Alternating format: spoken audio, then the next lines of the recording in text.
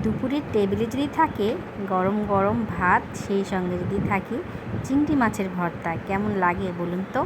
Hello everyone, আসসালামু আলাইকুম। কেমন আছেন আপনারা সকলে? আই হোপ আপনারা সকলে ভালো আছেন। আলহামদুলিল্লাহ, আল্লাহ পাকের অশেষ রহমতে আমিও ভালো আছি। এই তো চলে আসলাম আপনাদের মাঝে আরও একটি নতুন অ্যানাদার ব্লগ ভিডিও নিয়ে। ভিডিওর শুরুতেই কিন্তু আমি চিংড়ি মাছের ভর্তা খুব লোভনীয় করে বানিয়েছি।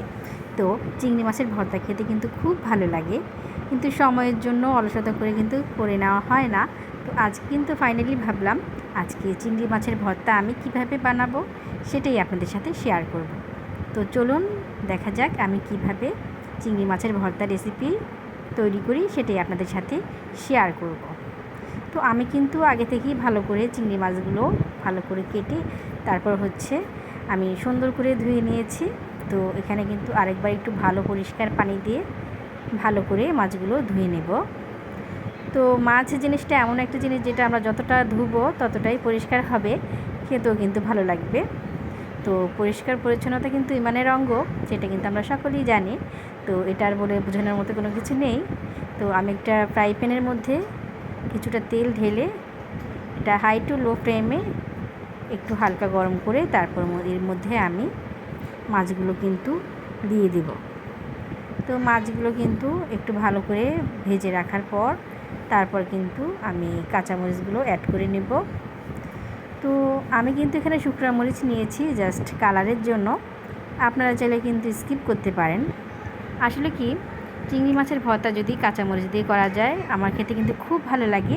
অবশ্যই একবার কাঁচামরিচ দিয়ে ট্রাই করে দেখবেন। তো অনেকে কিন্তু আছে এখানে শুকনো মরিচও অ্যাড করে, তো আমি শুকনো মরিচটা বেশ একটা ব্যবহার করলাম না।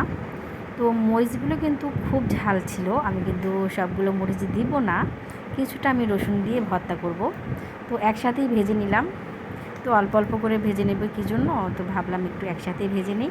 তো আমি কিন্তু একটু ভালো করে মরিচগুলো ঢাকা দিয়ে রেখে 5 মিনিট পর কিন্তু আমি এগুলো সরিয়ে ঢাকাটা সরিয়ে তারপর কিন্তু আবার একটু আমি নাড়া দিয়ে নিচ্ছি।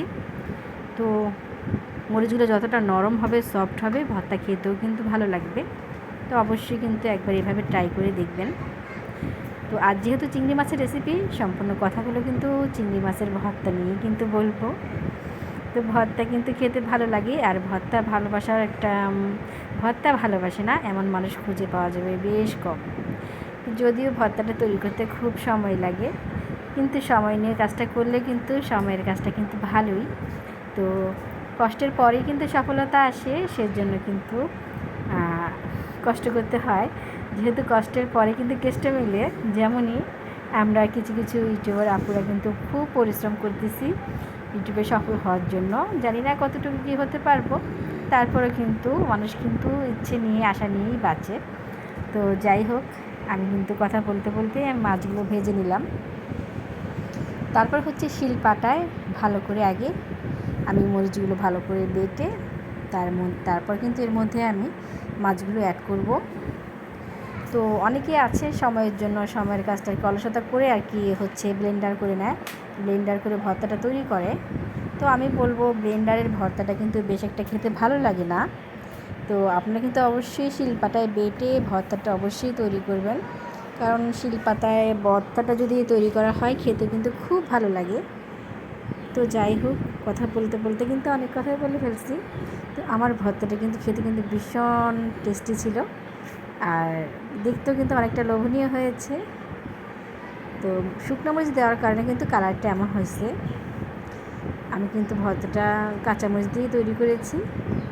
তো চিংড়ি মাছের ভর্তা কিন্তু অনেকেই অনেকভাবে তৈরি করে খায়, তো এইভাবে একবার টেলে তারপর খেয়ে দেখবেন, সাথে যদি চিংড়ি মাছ ভাজা থাকে তাহলে তো বেশ ভালো লাগে। আমি কিন্তু চিংড়ি মাছের মধ্যে হালকা কোনো হলুদ করিনি, হলুদ ছাড়াই কিন্তু ভেজে নিয়েছিলাম। বেশ কী বলবো, আমার থেকে বেশ ভালো লেগেছিল। আর বাচ্চারা তো কিন্তু ভর্তা এগুলো কিন্তু বেশ একটা পছন্দ করে না, ওদের জন্য চিকেন বিরিয়ানি রান্না করেছিলাম, তো ওরা কিন্তু এটাই খাবে। আর আমার যেহেতু ভাত খেতে খুব ভালো লাগে, আমার জন্য কিন্তু আমি ভর্তাই তৈরি করেছিলাম। তো যাই হোক, দুইটা রেসিপি কিন্তু আপনাদের সাথে শেয়ার করা হলো না, চিংড়ি মাছের ভর্তাটাই শেয়ার করা হলো। তো বাচ্চাদেরকে ওদের চাওয়া পাওয়া ইচ্ছেগুলো কিন্তু পূরণ করতে হয়। আর আমরা যেহেতু বড়দের ইচ্ছে থাকলেও কিন্তু সবসময় সেটা অপূর্ণ থেকে যায়। আর আমার ব্লগ আপনাদের সাথে কেমন লাগে, আপনাদের কাছে কেমন লাগে অবশ্যই মতামতে জানাবেন। আর এখন যেহেতু ডিজিটাল যুগ, তো এখন কিন্তু প্রায় সময় দেখা যায় যে আমাদের ইচ্ছা চাওয়া পাওয়াগুলো দিন দিন কমতে থাকে, বাড়তে থাকে। মানুষ যেহেতু ডিফারেন্ট, তো মানুষের ইচ্ছা এবং চাওয়া পাওয়াগুলো কিন্তু ডিফারেন্ট হয়ে থাকে। তো আমরা কিন্তু প্রকৃতির ভেদে মানুষের চাওয়া পাওয়াগুলো কিন্তু অন্যরকম হয়ে থাকে। তো আর বেশি কিছু বলবো না। তো সময়ের সাথে সাথে কিন্তু মানুষের ইচ্ছেগুলো কিন্তু চেঞ্জ হতে থাকে। জানি না এটা আর কি আমার জন্যই যে কি আমার ক্ষেত্রেই একই রকম নাকি অন্যদের ক্ষেত্রে তা। তো যাই হোক বলে ফেললাম। তো আপনাদের ইচ্ছেগুলো কেমন হচ্ছে দিন দিন সেটা অবশ্যই জানাবেন। তো মানুষের চাওয়া পাওয়ার কিন্তু শেষ নেই, ইচ্ছেগুলো কিন্তু কখনোই মরে না। কিছু কিছু ইচ্ছে কিন্তু আমাদের মনের ভিতরেই থেকে যায়, সেগুলো কিন্তু